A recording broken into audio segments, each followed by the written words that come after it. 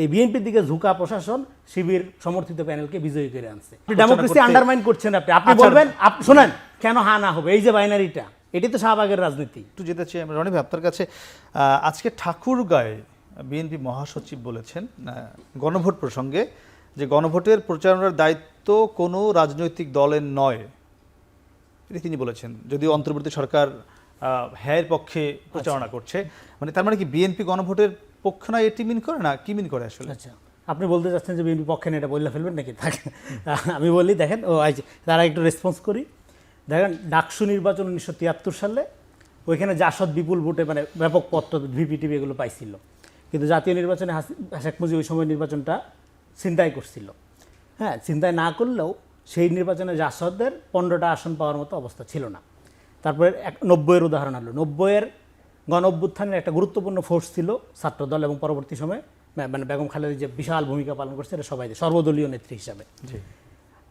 সেই হিসাবে গণ অভ্যুত্থানের 90-এর গণ অভ্যুত্থানের যে টার্মটা সেটা ছাত্রদল অনেক বেশি সুবিধাটা পাইছে, কিন্তু এই গণ অভ্যুত্থানটা কোনো এটা সর্বদলীয় নন পলিটিক্যাল ক্যারেক্টার, এটা শিবিরের গণ অভ্যুত্থান না।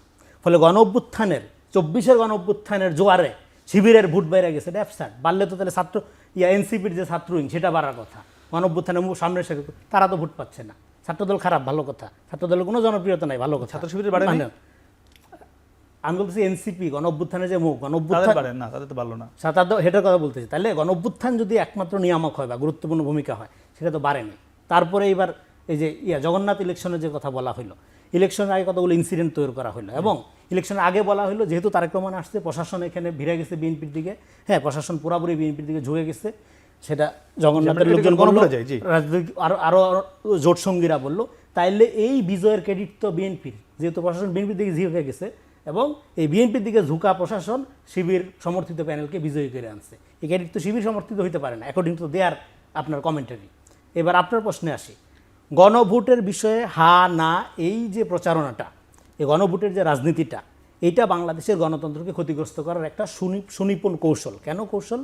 আমি গণভোট বিষয়ে বা সংস্কারের জন্য যে ম্যান্ডেট, সেই ম্যান্ডেটের বিষয়ে আমি প্রচার করব। সরকার যেমন সরকার হা ভোট প্রচার করবে, যে সরকার হা ভোট কেন প্রচার করবে, এটা দাবিটা শাহবাগে মনে আছে।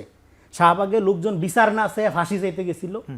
গণভোট সংস্কারের জন্য, দেশ গঠনের জন্য জরুরি। আপনি জনগণকে এই ব্যাপারে এডুকেটেড করবেন। আপনি হা ভোটের নামে প্রচার চালাবেন কেন? আপনি কোন পক্ষ? ভোট কোন বিষয়ে দিবে? হা দিবে না না দিবে? ধানের শীষ দিবে না দাড়িপাল্লা দিবে না লাঙল দিবে না আপনার কৈতর মার্কা দিবে? এটা আপনি ডিসাইড করে দেওয়ার কি? যে কোনো মার্কেই হা না থেকে শুরু করে আপনি ভোট দেওয়ার বিষয়ে উৎসাহিত করবেন। তারপরে অন্তর্বর্তী সরকার বলতে পারে হায়ের পক্ষে। নো, আপনি ডেমোক্রেসি আন্ডারমাইন করছেন। আপনি বলবেন শোনেন, আপনার হাকে জেতানোর জন্য জরুরি কার? জনগণের জরুরি।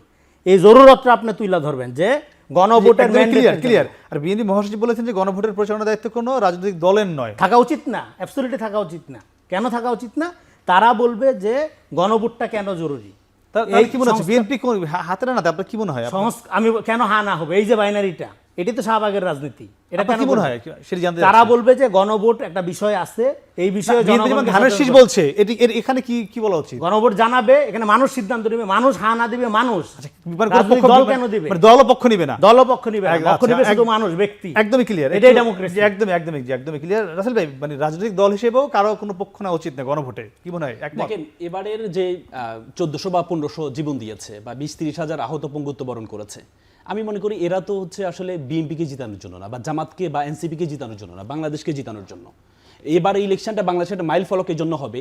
এবার এই ইলেকশন নির্ধারণ করবে আগামী বাংলাদেশ কিভাবে চলবে। এই যে আগামী গত বাংলাদেশে যেভাবে ফ্যাসিজম তৈরি হয়েছে, যদি সংস্কারগুলো না হয়, আপনি দেখেন গুরুত্বপূর্ণ এবারে জুলাইয়ের যে সরকার, আজকে যে সরকার কথা বলছে, যে এই সরকার কিসের উপর দাঁড়িয়ে আছে? জুলাইয়ের যে ত্যাগের উপর দাঁড়িয়ে আছে। আজকে গণভোটটা কেন গুরুত্বপূর্ণ?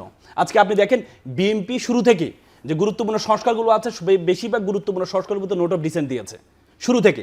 এবং কি শুরু থেকে আপনি দেখেন কৃষক দলের নেতা গতকাল বলেছে যে হ্যাঁ, যদি জয়লাভ করে তাহলে ইসলাম হেরে যাবে।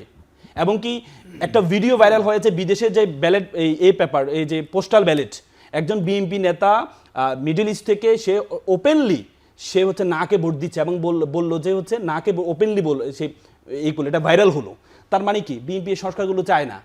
যদি সংস্কারগুলো যদি হয় তাহলে তো আর ফ্যাসিজম তৈরি হবে না, ফ্যাসিস্ট তৈরি হবে না। এই সংস্কারগুলো খুব গুরুত্বপূর্ণ।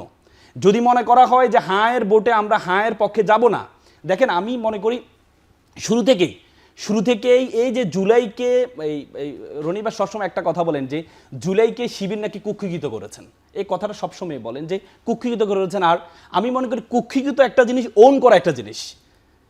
শিবির জামাত জুলাইকে ওন করে, কুক্ষিগত নয়। ওন কেমন? প্রথম জামাতই প্রথম যারা শহীদ আছে প্রত্যেকটা শহীদের জন্য তাদের ছবি দিয়ে তাদের ডিটেলস দিয়ে প্রথম 4 খণ্ডের সংকলন বের করেছে, কোনো রাজনৈতিক দল বের করতে পারে নাই। এবং কি সরকার যে জুলাই যোদ্ধাদের উপর দিয়ে সরকার তুলেছে, সরকারও পারে নাই, প্রথম জামাত করেছে। এবং কি জুলাইয়ে যারা শহীদ হয়েছে কাউকে পার্সোনালি বলেনি। বিএনপি সবসময় একটা এই করে যে ওয়াসিমকে বলে যে ওয়াসিম আমাদেরকে, শিবির কখনো বলে নাই সাইদ আমাদের, কখনো আবু সাইদ আমাদের কখনো বলে নাই। তার মানে শিবির প্রত্যেকটা শহীদদেরকে ওন করেছে। ওন করা একটি জিনিস, কুক্ষিগত করা আরেক জিনিস।